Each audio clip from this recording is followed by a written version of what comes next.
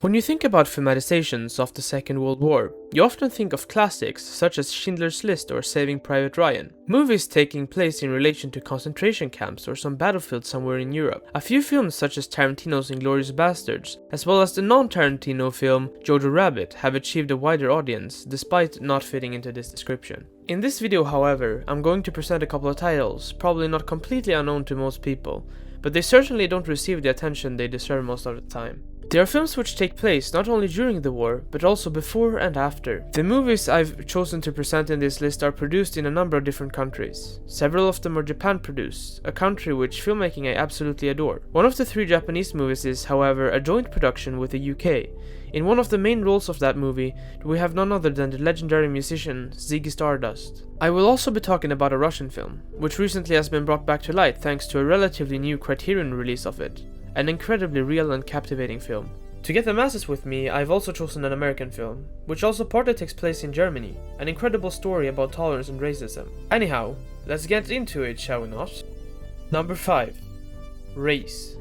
Jesse Owens was a world-leading athlete during the 1930s. During the years 1935 and 36, he broke 8 individual world records, where 6 of them were beaten in the span of 45 minutes. The film Race takes place right before Jesse's career as an Olympic master. It illustrates the discrimination that took place during that time, not only in the US, where the movie begins, but also what happens when he, an African-American man, is offered to compete in the 1936 Olympics in Germany. An absolutely great film telling a great story. Number 4. One Wonderful Sunday. Akira Kurosawa is probably Japan's most famous film director. The movies he's been the most famous for have been samurai movies, such as Seven Samurai and Yojimbo. This film, however, is a bit different, and is instead a beautiful drama film, taking place a Sunday in Tokyo, not too long after the Second World War has ended. A young couple with big dreams, wishing for nothing else but their own place to live. To be able to live together and maybe run a little coffee shop. Something that was difficult to even picture during the times as the economy was incredibly poor. Follow along with this journey, a single day of dreams, hopes, ups and downs. One day, which feels almost like an entire lifetime.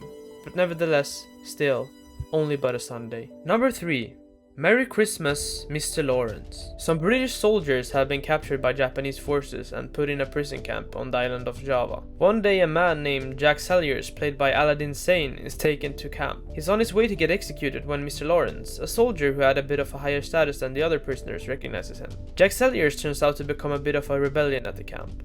We follow the general lifestyle at the camp, as well as bits and pieces of Jack's background as he gets detained for messing with the Japanese soldiers. An interesting film portraying power structures and oppression during capture. Number 2. Come and See. An extremely real film, taking place during the German occupation of Belarus. Several small villages are overrun and the residents are brutally executed by German soldiers. Throughout the film we follow Fluora, a seemingly normal boy, maybe a bit over-enthusiastic about joining armed forces, but definitely just a normal boy. As he's brought closer to actual warfare, his mental and physical state starts to degenerate.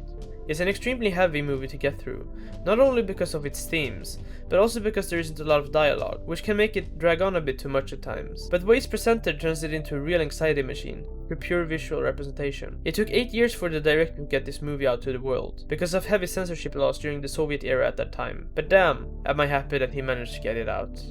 Number 1. Hanagatami. Opposite to One Wonderful Sunday is Hanagatami, mostly so because of the fact that instead of taking place after the war, it takes place before. Throughout this film we follow a group of teenagers with very strong personalities and backgrounds. Many aspects of this film is a coming-of-age story, a film about growing up and also life and death. Something that is a prominent theme throughout the movie is the anxiety over possibly getting drafted into the war. Not only with the boys and men who are the ones being drafted, but also for the women, the people losing their sons and husbands to the evils of war. Hanagatami is directed in a very special way. The director Nobuhiko Obayashi is well known for his odd visual style, not completely different from Tim Burton, but in my tastes absolutely a couple of notches above. There is a lot of theater and interesting use of special effects in this film, an extremely beautiful film, visually and story-wise. Thank you so much for watching, don't forget to like, comment and subscribe, and I'll see you in the next video.